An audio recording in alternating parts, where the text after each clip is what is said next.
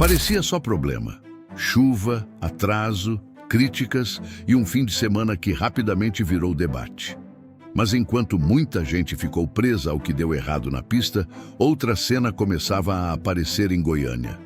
Hotéis lotados, bares cheios, trânsito intenso, movimento fora do padrão e um impacto econômico que quase passou despercebido no meio da polêmica.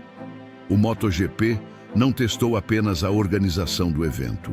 Ele expôs na prática o tamanho da capacidade de consumo e mobilização que uma corrida desse porte pode gerar em Goiás. E quando os números começaram a surgir, a dúvida mudou de lugar. O problema foi o que mais importou. Ou foi justamente a cortina que escondeu o verdadeiro efeito do evento? Antes de aprofundarmos, se inscreva no canal e diga nos comentários de onde você está nos assistindo agora. Vou ler todos. E uma coisa que muita gente me pergunta: como eu faço esses vídeos de notícias? Foi com vídeos simples assim que muitos canais conseguiram alcançar a monetização no YouTube. Se você quiser aprender como criar canais nesse formato, deixei um e-book no comentário fixado. É só acessar o link para entender como funciona.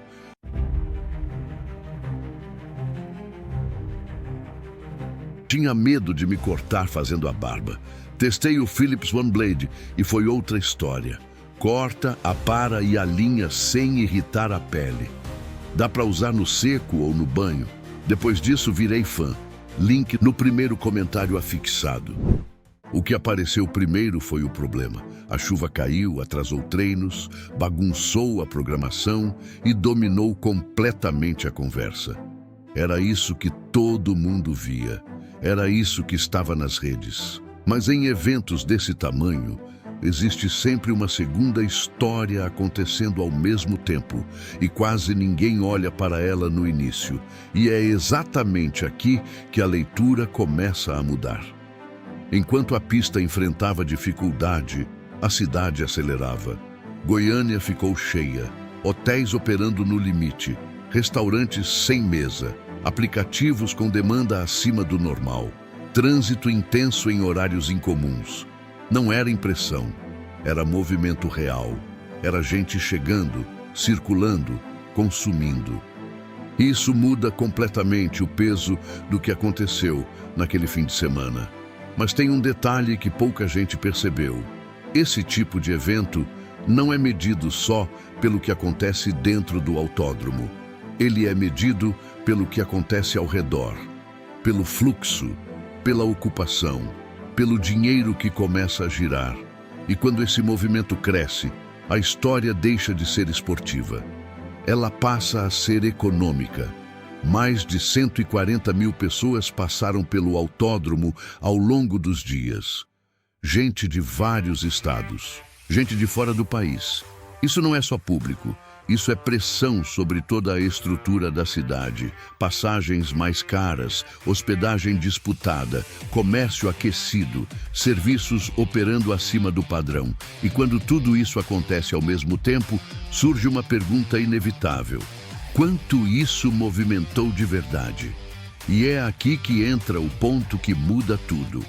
Enquanto a discussão ainda estava presa na chuva, um número começou a circular nos bastidores. Um número que quase não apareceu nas manchetes. Um número que redefine completamente essa história. Estimativas apontam que o evento movimentou algo próximo de 900 milhões de reais. Em poucos dias. 900 milhões. Não é só grande, é fora do padrão. Para efeito de comparação, isso coloca o MotoGP no nível de grandes operações econômicas temporárias. É como se por alguns dias a cidade operasse em uma intensidade que normalmente levaria meses para acontecer. E isso não fica restrito ao autódromo. Se espalha, chega no comércio, chega no turismo, chega nos serviços, chega na arrecadação.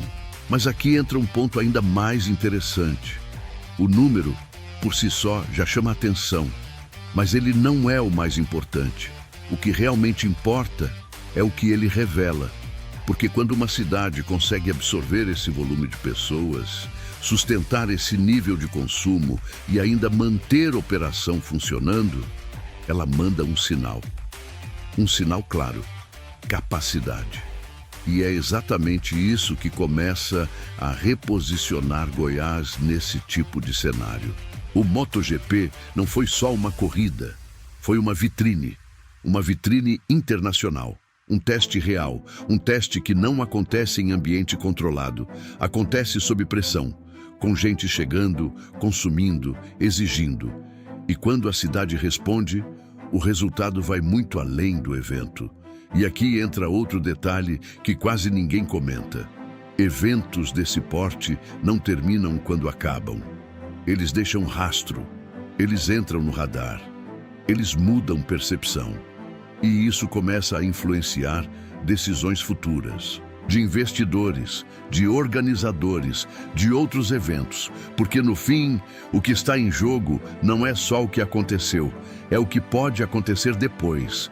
Enquanto muita gente ainda discute a chuva, outro movimento já começou, um movimento mais silencioso, mais estratégico, mais importante. Goiás passa a ser visto não só como um lugar que recebeu um evento, mas como um lugar que consegue sustentar um evento global. E isso muda o jogo, porque existe uma diferença enorme entre sediar e se posicionar. E o que aconteceu em Goiânia aponta muito mais para posicionamento do que para acaso. Talvez esse tenha sido só o primeiro passo. Talvez muitos efeitos ainda nem tenham aparecido, mas os sinais estão ali, nos números, no movimento, na resposta da cidade e, principalmente, no interesse que isso pode gerar daqui para frente. E aí a pergunta muda completamente de nível.